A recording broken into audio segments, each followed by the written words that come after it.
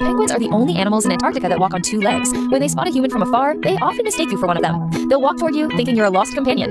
Even if a human is holding a camera or other equipment, they won't show curiosity or run away. Instead, they'll assume you're just another penguin. Penguins are very social animals and typically live in large groups. They use unique calls to recognize each other, and they have a very romantic way of courting. Some species of penguins exchange small pebbles as courtship gifts. If the female accepts the pebble, she uses it as the foundation for her nest, much like how humans use rings to propose marriage, filled with promise and affection.